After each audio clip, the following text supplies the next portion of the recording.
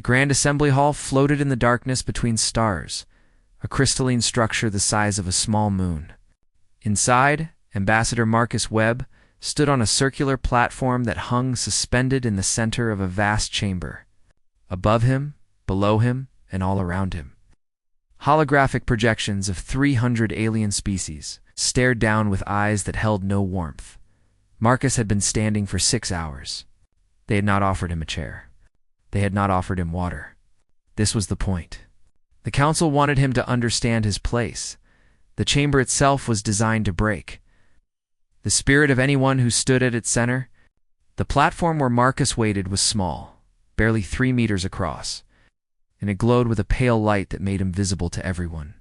The representatives sat in tiered rows that stretched upward into shadow, their forms illuminated only when they chose to speak. Some were massive, towering creatures with too many limbs. Others were small, floating orbs of light and consciousness. A few resembled nightmares pulled from human mythology.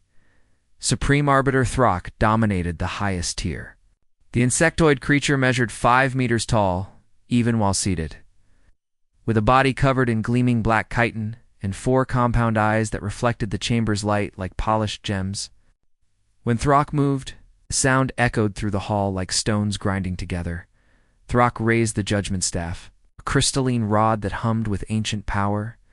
The sound it made when it struck the floor silenced every voice in the chamber. Human Throck's voice boomed through the translation system built into the very air. You stand accused of crimes against galactic law. Protocol 7 has been violated. Your species developed quantum displacement technology without authorization. This cannot be forgiven. Marcus said nothing. He stood with his hands clasped behind his back, his expression neutral. He wore a simple black suit, no decorations, no symbols of rank. He looked like someone who had wandered into the wrong room by accident. The penalty, Throck continued, is immediate technological regression. Your species will be reduced to pre-space flight capability. Earth's solar system will be quarantined. No vessel will enter or leave for 10,000 cycles. Your species will be isolated until the Council deems you worthy of rejoining galactic civilization. A murmur of approval rippled through the chamber. Several representatives made gestures that the translation system interpreted as agreement. Throck gestured with one of his forearms, and the chamber's central display activated. Images appeared in the air around Marcus, floating screens that showed human technology, human vessels, human research stations scattered across Earth's solar system. The evidence is clear, Throck said. Humanity has broken sacred law. One by one, representatives of other species stood to testify. The Velkern ambassador, a serpentine creature named Isix, spoke first. His body coiled and uncoiled as he addressed the chamber. The humans stole our warp drive designs, Isix hissed. They infiltrated our networks and took what was not theirs. This is theft of the highest order. Crystalline being named Vex spoke next, its voice like wind chimes in a storm. The Mithros Collective accuses humanity of espionage. They have spies throughout Council space. They cannot be trusted. More voices joined in. The Brevek accused humans of violating territorial agreements. The Talixians claimed Earth had contaminated 3 star systems with unauthorized probes. The charges multiplied, each one more serious than the last. Through it all, Marcus remained silent. He did not object. He did not defend. He simply listened, his face showing nothing. Throck leaned forward, his compound eyes fixing on the human ambassador. You do not speak in your defense? Do you accept these charges? Marcus looked up at the Supreme Arbiter. For the first time since entering the chamber, he smiled. It was not a friendly smile. I have nothing to say, Marcus replied, his voice calm and clear. Not to you. Not to them. Not anymore. The chamber erupted in confusion. Representatives shouted questions. Throck struck the floor with his judgment staff again, demanding order. You will speak when the Council commands it, Throck said, his voice carrying a warning. Marcus reached to his wrist and activated a small device built into his sleeve. The movement was casual, unhurried, as if he were checking the time. Show them everything, Marcus said quietly. Every display in the chamber flickered. The images of human technology vanished, replaced by streams of data that scrolled too fast to read. Numbers, coordinates, files, recordings. The information flooded every screen.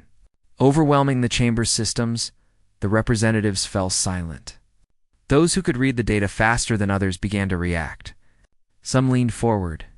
Others pulled back. A few made sounds that the translation system could not interpret. Throk's eyes widened. All four of them focused on a single screen that had appeared directly in front of him, visible only to the Supreme Arbiter. His mandibles clicked together in what might have been shock. "That's impossible," Throk whispered. But the chamber's acoustics carried his voice to everyone present. "No species should have access to this." "Where did you get this information?" Marcus tilted his head slightly. "We didn't get it from anyone. We found it ourselves. We've had it for a long time." "How long?" Throk demanded. 70 years, Marcus said. "Since before you even knew we existed." The chamber exploded with noise. Representatives shouted at each other, at Throk, at Marcus. Some demanded explanations. Others called for immediate military action. The order that had defined the council chamber for 10,000 years shattered in an instant. Throk struck the floor again and again with the judgment staff. But the chaos continued. Finally, he directed his attention back to Marcus, and his voice cut through the noise like a blade. "What is the meaning of this? What are you showing us?"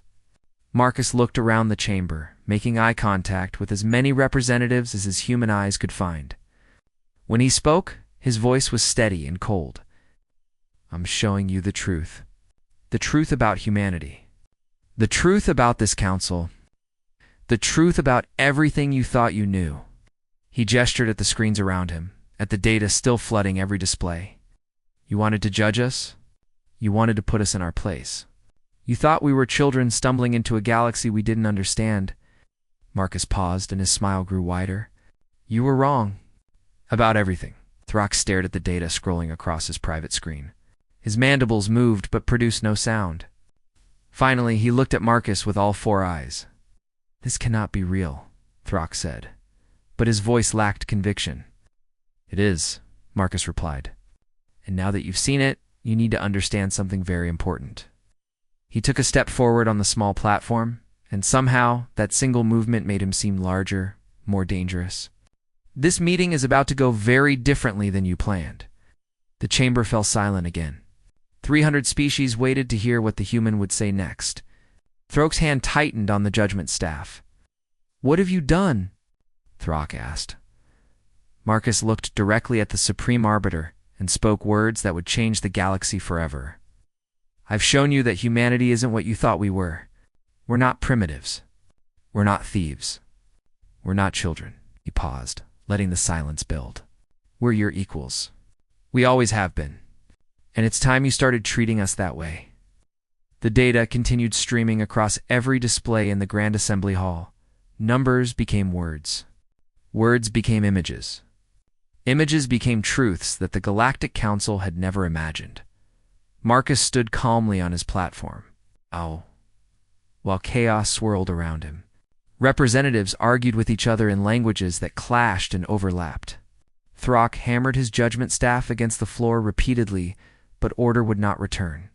The Supreme Arbiter's four eyes remained fixed on the private screen before him, reading information that made his mandibles click in rhythms that suggested confusion, then disbelief, then something that might have been fear. "Silence," Throk finally roared. And this time his voice carried enough force that the translation systems amplified it to a level that hurt. The chamber fell quiet. "Ambassador Webb, explain this data. Explain how a species that only achieved spaceflight 30 years ago has detailed records of Council activities dating back 70 years. Marcus gestured, and the display shifted. A new image appeared, showing Earth's solar system as it had looked 7 decades earlier. A small radio telescope pointed at the stars. Simple, primitive by galactic standards. "This is the Green Bank Observatory," Marcus said. "Built in 1957 by human reckoning, It was one of our first serious attempts to listen to the universe. He paused. We heard you. All of you. Your communications, your transmissions, your unencrypted data streams. For 70 years, we listened. We learned. We waited. Isix, the Velkern ambassador, uncoiled from his seat and slithered forward. Impossible. Our encryption protocols are unbreakable. They were designed by the architects themselves. Your encryption is excellent, Marcus agreed, against other quantum-based systems. But we don't use quantum encryption. We develop something else. Something you never expected because you assumed no one could think differently than the Council's approved methods. A new voice joined the conversation. This is nonsense. Human technology is primitive. Marcus turned toward the speaker, a floating gas cloud that identified itself as a representative of the next collective. Is it? Then how do we have records of your secret trade agreements with the V? Elkhorn? The ones that violate the Treaty of Andromeda? The gas cloud flickered, its colors shifting from blue to red. You have no such records. Marcus made another gesture. New documents appeared on the displays. Trade manifests, shipping routes, communication logs. All stamped with official next collective seals. The chamber erupted again. This time, the chaos was different. Species were not just shocked. They were angry. At each other. At the Council. At the realization that their secrets were no longer secret, a new figure stepped onto the platform beside Marcus. Junior Ambassador Lisa Torres had been waiting in the wings, but now she moved to stand next to her superior. She was younger than Marcus, barely 30, with sharp eyes that missed nothing. We have documentation of 2,347 violations of Council law, Lisa said, her voice cutting through the noise. Committed by 108 different member species. Treaties broken. Territories invaded. Resources stolen. All ignored by the Council because the violators were politically powerful or strategically important. She pulled up a holographic display that only she could manipulate. With quick, efficient movements, she sorted the data into categories. Military violations. Economic crimes. Territorial disputes. The list grew longer with each passing second. The Council claims to maintain order, Lisa continued, but your order is selective. You punish the weak and ignore the powerful. You enforce rules when convenient and forget them when they're not. Throke's compound eyes narrowed. You accuse us of corruption? I accuse you of hypocrisy, Lisa replied without hesitation. You brought us here to judge us for developing technology without permission. But permission from whom? A council that hoards knowledge, that restricts what species can learn based on arbitrary rules, that maintains power by keeping others dependent. A third human joined them on the platform. Admiral James Roth walked with the steady confidence of someone who had commanded vessels in hostile situations. His uniform was different from the ambassador's civilian clothes, marked with insignia that meant nothing to the alien representatives but suggested military authority. Marcus said quietly. Admiral Roth nodded. He activated his own device, and every display in the chamber shifted again. This time, they showed a star chart. A massive three-dimensional representation of Council space filled the air above the platform. Hundreds of systems glowed in soft blue light, and scattered among them, 17 bright red dots. These are the current positions of human vessels, Admiral Roth said. His voice was calm, almost casual, as if he were discussing weather patterns instead of potential military deployments. They've been in position for 3 weeks. You've never noticed them because we used stealth technology you can't detect, Esix hissed, his body coiling tight. This is an act of war. No, Admiral Roth replied. It's insurance. Throck leaned forward, all 4 eyes focusing on the star chart. His mandibles clicked faster, and when he spoke, his voice had lost its earlier confidence. Those positions. You've placed vessels near the beacon network nodes, yes, Marcus confirmed. The beacon network was the heart of galactic civilization. Ancient structures, built by a long-dead species, they allowed faster-than-light communication across impossible distances. Every major decision, every trade agreement, every diplomatic message traveled through the beacons. Without them, the Council would be blind and deaf. Individual species would be isolated, cut off from the greater galactic community. You wouldn't, Vex said, the crystalline being's voice losing its musical quality and becoming sharp. Destroying the beacons would cripple the entire galaxy. Billions would die. Civilizations would collapse. We wouldn't destroy them, Lisa said. We're not monsters. But we could disable them, temporarily, long enough to prove a point. Admiral Roth pulled up technical schematics that made several council members gasp. Each of our vessels carries an electromagnetic pulse generator calibrated specifically to beacon frequencies. One activation, and the nearest node goes dark. It would take you months to repair each one, maybe years. And during those months, Marcus added, every species in the galaxy would have time to think, to wonder, to question whether the Council actually serves their interests or just preserves the power structure that benefits a few ancient civilizations. Throck stood, his massive form towering even higher. You dare threaten us? You dare hold the galaxy hostage? You threatened us first, Marcus replied, his voice hardening. You came to our world with judgments already made. You accused us of crimes we didn't commit. You planned to destroy our civilization because we had the audacity to learn without your permission. He took a step forward. We're not holding the galaxy hostage. We're showing you that we can't be bullied. That we won't accept your judgment simply because you claim authority. The chamber fell into a tense silence. Representatives looked at each other at Throck, at the star chart, with its 17 red warnings. What do you want? Throck finally asked, and for the first time since the proceedings began. He sounded uncertain. Marcus looked up at the Supreme Arbiter. Reform. Real reform. Equal representation for all species. Transparent governance. Laws that apply to everyone, not just the politically weak. And most importantly, an end to the information monopoly that keeps species dependent on Council approval for technological advancement. Impossible, Throck said. The Council's structure has existed for 10,000 years. Then maybe it's time for something new, Lisa suggested. The Throck's mandibles clicked in what might have been anger or frustration. And if we refuse, Admiral Roth tapped his device, and the 17 red dots on the star chart pulsed with new energy. Then our vessels execute their standing orders. The beacons go dark. And you explained to 300 species why the Council's pride was more important than galactic stability. Throck stared at the humans for a long moment. Then he activated emergency protocol. Alarms began sounding throughout the chamber. The alarms screaming through the Grand Assembly Hall were designed to alert every council member to an existential threat. The sound pierced through translation barriers and biological differences, triggering fear responses in species that had evolved under different suns. Red light bathed the chamber, turning the crystalline walls the color of blood. Throck's voice boomed over the chaos. Emergency Protocol 12 is now active. The Council recognizes humanity as an existential threat to galactic stability. Military authorization is granted to all member species for defensive action against human aggression. Marcus did not flinch. Lisa stood beside him, her expression unchanged. Admiral Roth checked his device once, then looked up at Throck with something that might have been amusement.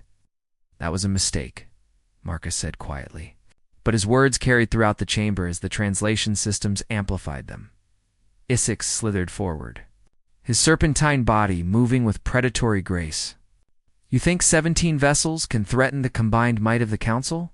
We have fleets, armies, weapons that can shatter planets. Then use them, Marcus challenged. Send your fleets to stop us. But first answer one question. How long will it take your fastest ships to reach those 17 positions?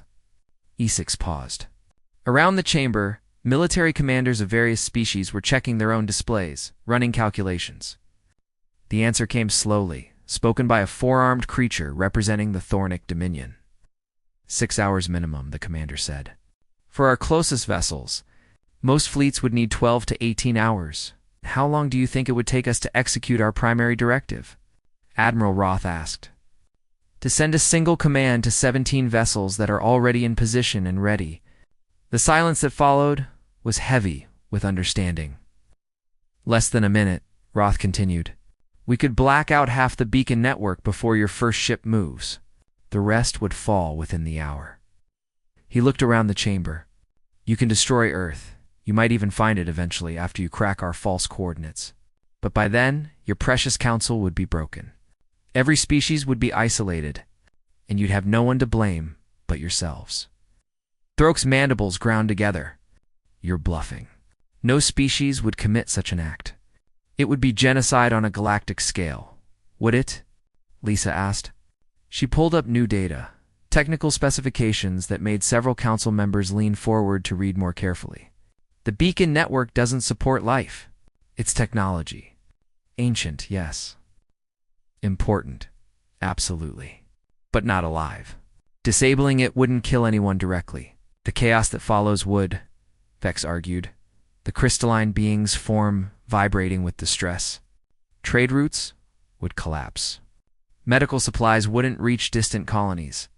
Diplomatic channels would fail. Wars would start. Billions would die within months. Maybe, Marcus acknowledged. Or maybe species would learn to adapt. To find new ways of communicating. To build their own networks instead of relying on technology they don't understand and can't maintain. He paused.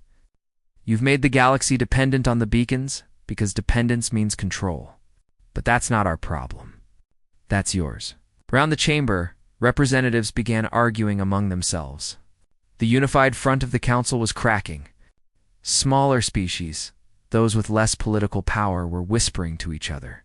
Some looked at the humans with what might have been hope, others with fear. But Nan, with the certainty they had shown at the beginning of the proceedings, a new voice joined the debate. The humans speak truth. Every eye in the chamber turned toward the speaker. The Brevok delegation had remained silent throughout the proceedings, but now their representative stood. The Brevok were an ancient species, one of the oldest in council space, but they held little actual power. The council has become corrupt, the Brevok representative continued. Not through malice, perhaps, but through time and complacency. The humans are right. We enforce laws selectively. We hoard knowledge. We maintain power through control rather than service. Traitor, someone hissed. Realist, the Brevak replied. I have served on this council for 40 cycles. I have watched as justice became politics, as fairness became favoritism. The humans simply had the courage to say what many of us have thought for generations. Other voices joined in.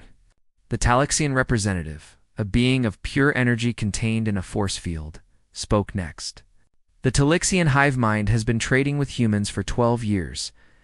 They have technology we cannot explain, methods we cannot duplicate, and they have shared it freely without demanding tribute or political concessions. Throk's eyes swiveled toward the Talaxian. You admitted illegal contact with a non-member species? I admitted recognizing intelligence when I saw it, the Talaxian replied. Something this council failed to do. The chamber erupted again, but this time the arguments were different. Species were questioning each other, questioning the council itself. The monolithic unity that had defined the assembly for millennia was shattering before Marcus's eyes. Throk struck the floor with his judgment staff repeatedly, but order did not return. Finally, he focused on Marcus again. What exactly do you propose? Throk demanded. Complete council restructuring?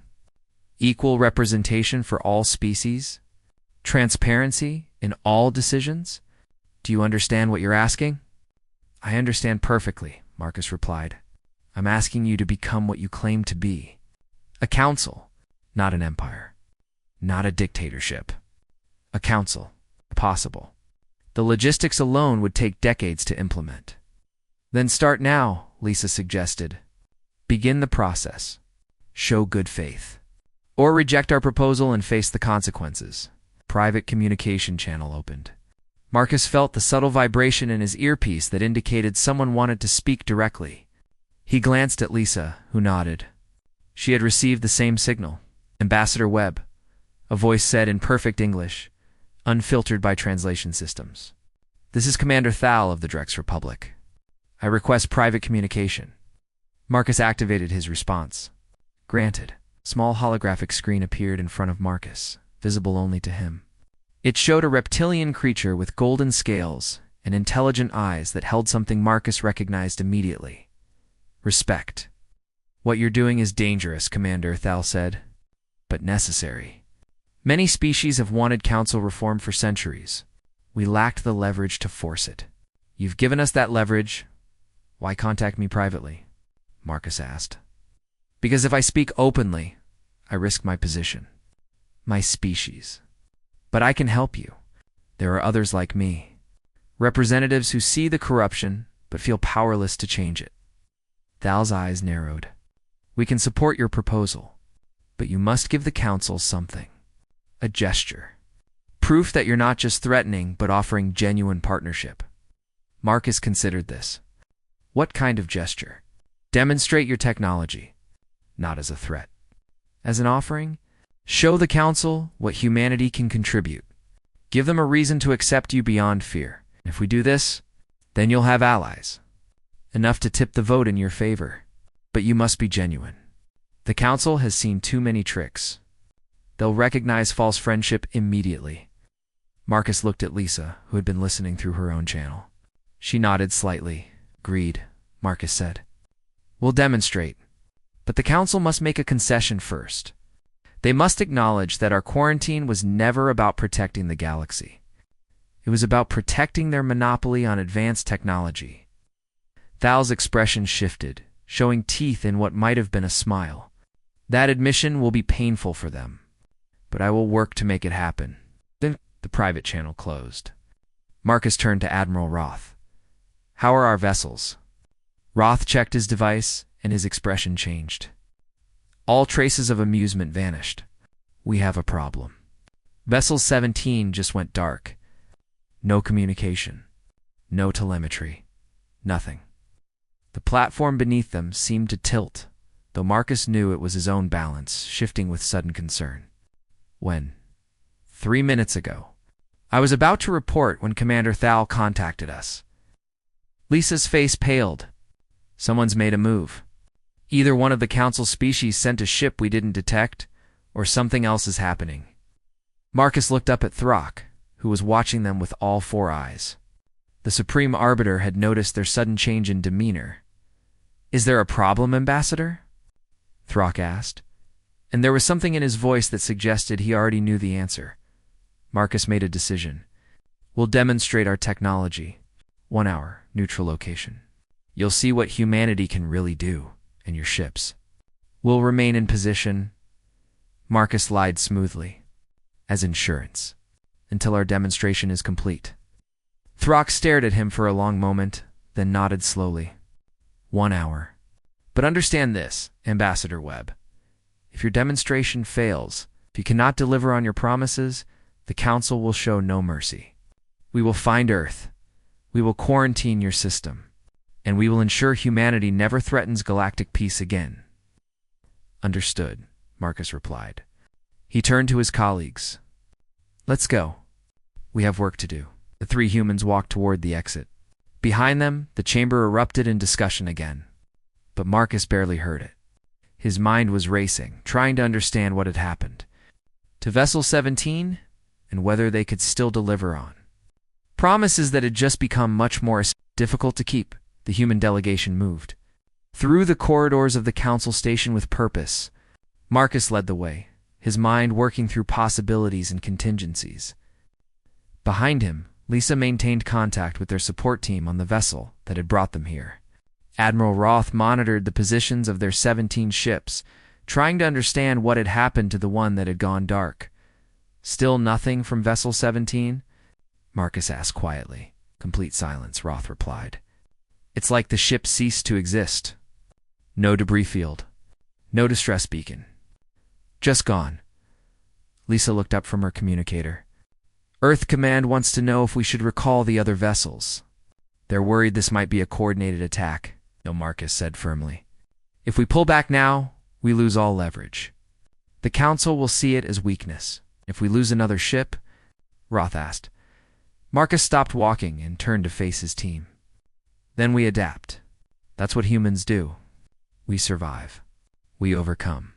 We find solutions when everyone else sees only problems. They entered a private chamber that had been assigned to them. A small room by council standards, but still larger than most human homes. The walls were transparent, showing the stars beyond, and a holographic display occupied the center of the room. Show me everything we know about Vessel 17's last position, Marcus ordered. Roth activated the display, and a three-dimensional star chart appeared. The location was highlighted in red, positioned near a beacon network node in a relatively empty region of space. There were no Council military vessels in the area, Roth said. No sensor readings that would indicate weapons fire or any kind of attack.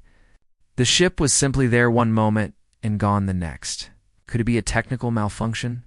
Lisa suggested. Unlikely. These vessels were tested extensively. They're running on technology we've refined for decades. Roth zoomed in on the location. But there's something odd about the readings we got just before the ship disappeared. What kind of something? Marcus asked. A gravitational anomaly. Minor, barely detectable, but present. The ship's sensors recorded it 3 seconds before all communication ceased. Marcus studied the data. His eyes narrowed as he processed what he was seeing. That's not natural. Gravity doesn't shift like that in open space without a massive object nearby. Exactly, Roth agreed. Which means someone or something caused it. The question is, who and why? Before Marcus could respond, the chamber's communication system activated. A holographic projection appeared, showing Commander Thal. The reptilian's expression was urgent. Ambassador Webb, we have a situation. The Council is fracturing faster than I anticipated. Explain, Marcus said. After you left the chamber, Vex of the Mithros Collective proposed an immediate military strike against Earth. The vote was closer than it should have been. 43% of the Council supported immediate action. Lisa's eyes widened. That's almost half. It gets worse, Thal continued. Isix of the Velkern has mobilized his fleet. They're moving toward the coordinates you provided for Earth. When they discover those coordinates are false, he'll claim you acted in bad faith and use it as justification for expanding the search. Let him search, Marcus said. He'll find nothing. But he'll tie up resources. Create fear. Turn other species against you through propaganda. Ow. Leaned closer to the camera. Marcus, you need to understand something. The Council isn't just afraid of your tea. Ichnology. They're afraid of what you represent. Change. The end of an era. Species that have ruled for millennia suddenly facing the possibility that they might lose that power. Then let them be afraid, Marcus replied. Fear can lead to wisdom if they're smart enough to listen to it, or it can lead to desperate action. Thal glanced off-screen, as if checking for observers. I've spoken with several allies. We can guarantee you a fair hearing during your demonstration. But I need you to deliver something extraordinary. Something that proves humanity isn't just a threat, but an asset. Marcus nodded slowly. We'll deliver. 1 hour. Be ready. The transmission ended. Marcus turned to his team. Admiral, I need you to contact vessels 14 and 15. Have them. Run full-spectrum scans of the area where 17 disappeared. I want to know what caused that gravitational anomaly. You think someone's interfering? Roth asked. I think someone doesn't want us to succeed, and I want to know who. While Roth worked on his orders, Lisa pulled up information on her own display. Marcus, we need to talk about the demonstration. What exactly are we going to show them? Marcus looked at the star field beyond the transparent walls. The truth. What we've really been working on for the past 70 years. The quantum transceiver network is part of it. But there's more. Marcus activated his personal communicator and entered a series of codes. Contact Earth Command. Authorization Web. Alpha 7. Tell them to begin Phase 2. Lisa's eyes widened. We're revealing the artifact findings? Are you sure? No, Marcus admitted. But we're out of safe options. If we want the Council to take us seriously, We need to show them we understand this galaxy better than they think we do. Admiral Roth looked up from his work. Sir, I've got preliminary scan results from vessels 14 and 15. You need to see this. Marcus moved to examine the data. What he saw made him smile despite the tension. Well, that explains everything. What is it? Lisa asked. Vessel 17 isn't gone. It's cloaked.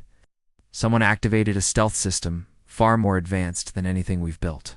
And according to these readings, there's a ship nearby. A big one. Using technology that doesn't match any known council designs? Pirates? Lisa suggested.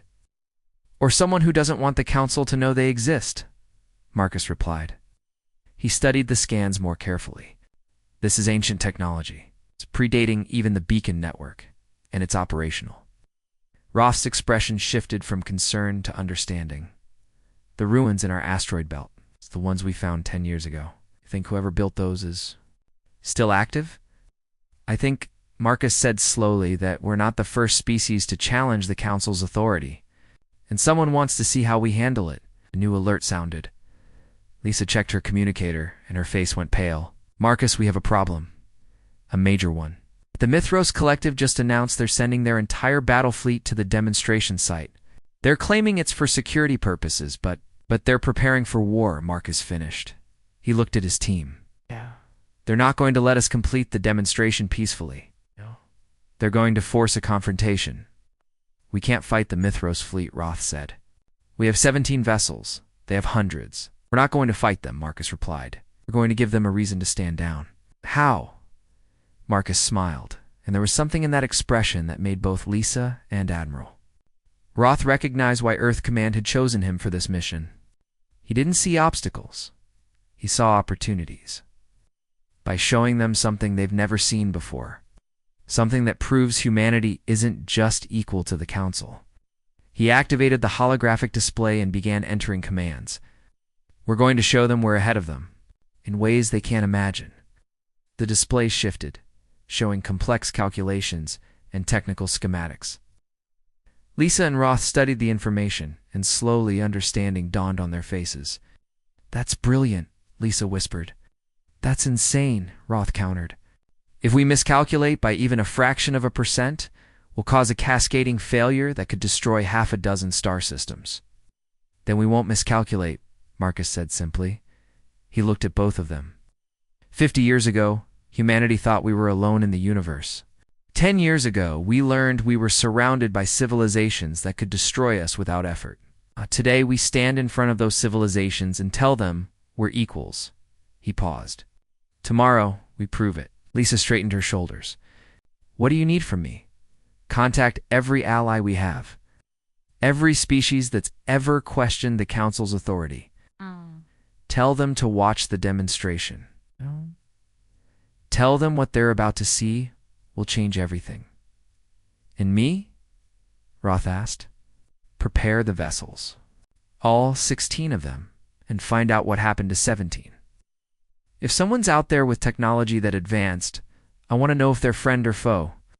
As his team worked, Marcus returned to the transparent wall and stared at the stars. Somewhere out there, Earth hung in space. A small blue world that had somehow produced a species, capable of challenging an empire that had existed for 10,000 years. He had 1 hour to prove humanity deserved its place among the stars. 1 hour to change the course of galactic history. 1 hour to show the Council that the age of human submission was over.